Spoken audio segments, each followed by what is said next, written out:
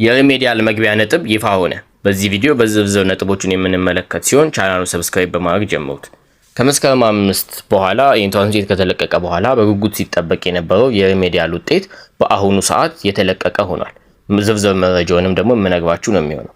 የትምህርት ሚኒስቴር በ2018 የትምህርት ዘመን የመንግስት ዩኒቨርሲቲዎችን በተፈጥሮና ማህበራዊ ሳይንስ ትምህርት መስኮች ማለትም ከ49.5 በታች ያስመዘገቡ ነገር ግን ከዚህ በታች የተዘረዘሩ የሚያሟሉ ተማሪዎች የሪሜዲያል ፕሮግራም ተጠቃሚ መሆናቸውን በይፋ አሳውቋል። እንደሚታወቀው የኢንትራንስ መግቢያ ውጤት ፈተና ማለትም ከ50% በላይ ሳይሆን በተፈጠሩት አንዳንድ ቅሬታዎች የፊዚክስ ትምህርት አልተለቀቀም በማለት በተለያዩ ምክንያቶች አማካኝነት ወደ 0.5 ወደ ታች ዝቅ በማድረግ 297 ማለፊያው ማድረግ ይታወቃል። ታዲያ ይሄንንም ተከትሎ አሁኑ የወጣው የሪሜዲያል ነጥብም ከ297 ወደ ታች ያሉት ድረስ የሚነካ ይሆናል ማለት ነው።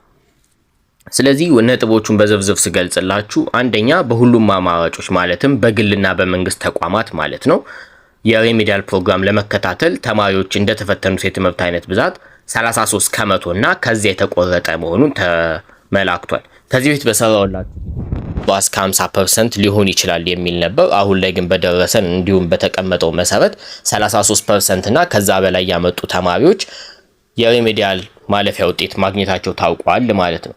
ሁለተኛው ደግሞ ከላይ በተራ ቁጥር ከላይ እንደጠቀስኩላችሁ ማለት ነው እንደተጠበቀው ነው ማለትም 33 በመቶ የሚያመጡ ተማሪዎች ማለፋቸው የሚታወቅ ሲሆን የሪሜዲያል ፕሮግራም የሚከታተሉ ተማሪዎች ወጪያቸው በመንግስት ተሸፍኖላቸው ማለት ነው የመቆጫ ነጥቡን ያሟሉ ብቻ ይሆናሉ ብሎ የትምህርት ሚኒስቴር የገለጸ ሆኗል ማለት ነው።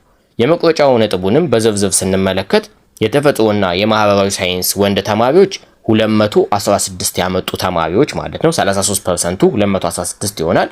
216 ነጥብ ያመጡ ተማሪዎች የሪሜዲያል መቆጫ ነጥብ መጥቶላቸው ወደ ግቢ ተቀላቅለው ሪሜዲያል መማር ይችላሉ።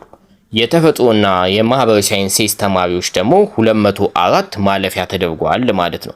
የታዳጊ ክልልና አርብቶ አደር አካባቢ የተፈጥሮና የማህበራዊ ሳይንስ ተማሪዎች ለሁለቱም ጾታ ማለፊያ ነጥብ 198 የተቀመጠ ሲሆን የማህበራዊ ሳይንስ እና የተፈጥሮ ሳይንስ መስማት ለተሳናቸው ተማሪዎች ለሁሉም ጾታ ደግሞ ማለፊያ ነጥብ 198 ተደርጓል።